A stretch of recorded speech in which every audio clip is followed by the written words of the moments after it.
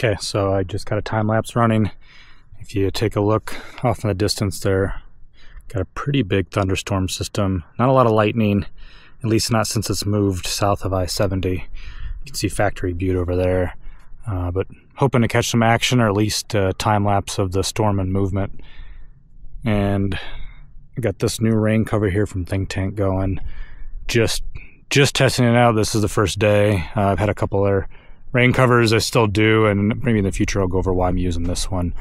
But anyways, I got 2-second intervals going, 900 seconds, which if I do that at 30 FPS, that comes out to about 30 seconds of time lapse. And I'll probably, if I end up throwing it on like an Instagram reel, you know, crop it vertical, pan it across the storm or something. But I am parked up there, so I think I'll start heading back that way, and then this will be done in about half an hour.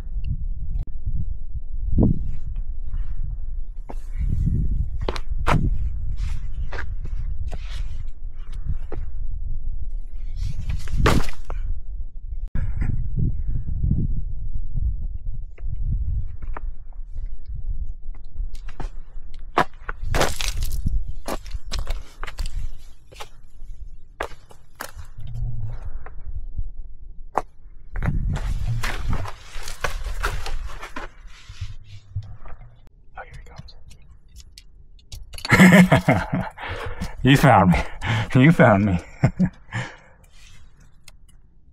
What are you looking for now, goon? Time lapse is all finished up, and it looks like the storm is probably gonna hit maybe slightly right to me, but there's a rain wall across that whole area.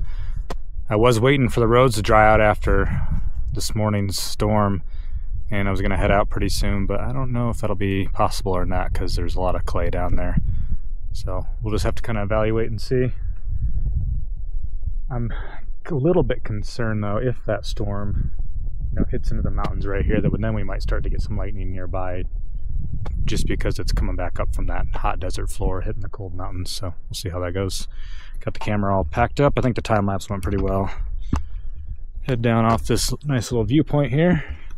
Ready, Glacier? Let's go.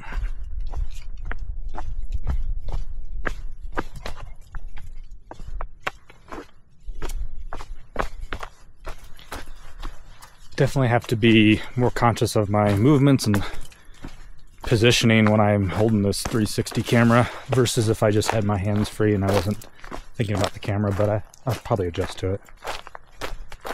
I usually put my tripod like this just kind of over my shoulder for shorter walks and hikes.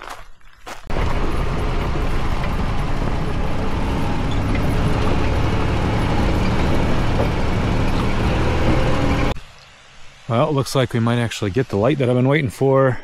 It's been pretty crazy over here. Let's see.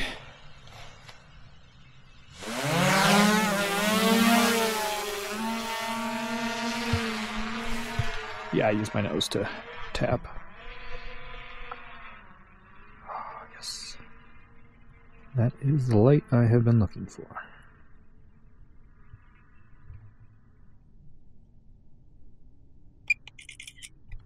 Well, it only lasted a couple minutes, but I got the light.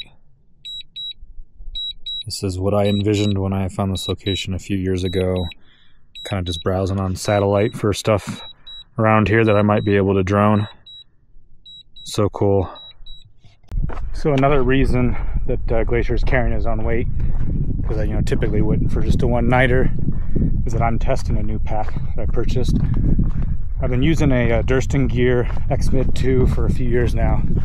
Trekking pole tent that's made of polyester versus nylon. So phenomenal tent, lighter than what I was using, more spacious, way more weatherproof. And he's had packs for a couple years, and he just came out with the 55, maybe last year, updated version. This is the Kakwa 55 in the Ultra 200X fabric. First thing I noticed off the bat is it does not hold as much internally as my Osprey Exos 58, and that Exos 58 is a 2015 model. Still a great pack. Love the mesh back, and definitely starting to show its years. It's been through a lot. but it also does not carry heavy weight very well.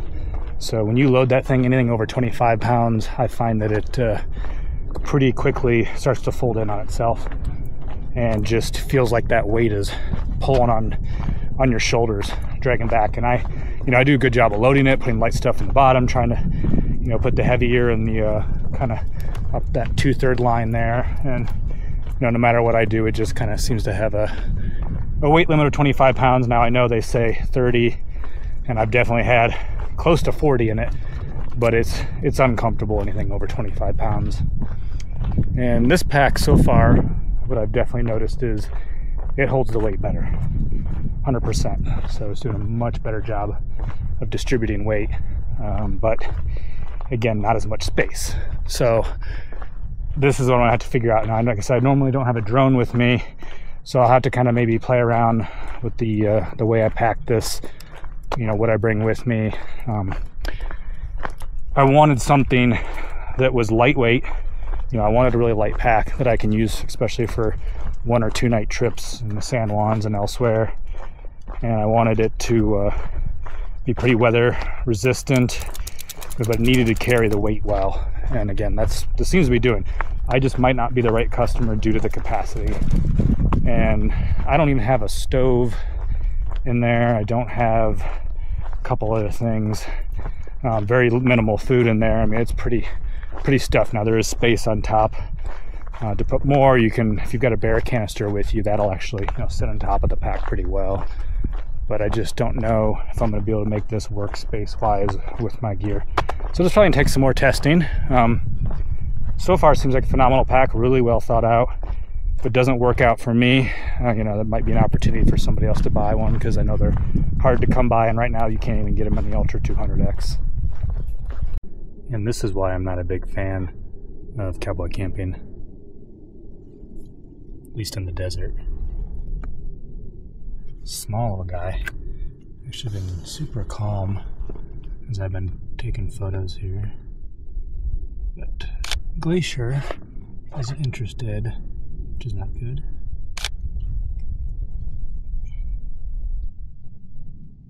Didn't alert, it didn't peep, I just saw it curled up here. That was walking up to the navel. This guy has not moved a centimeter.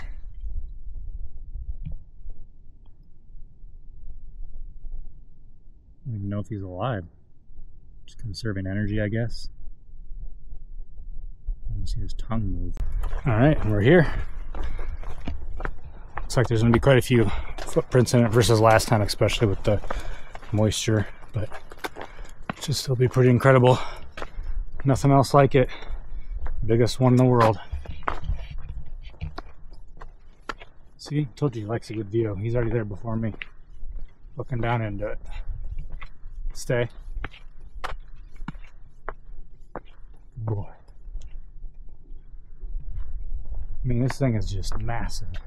I think it's kind of hard to understand the scale.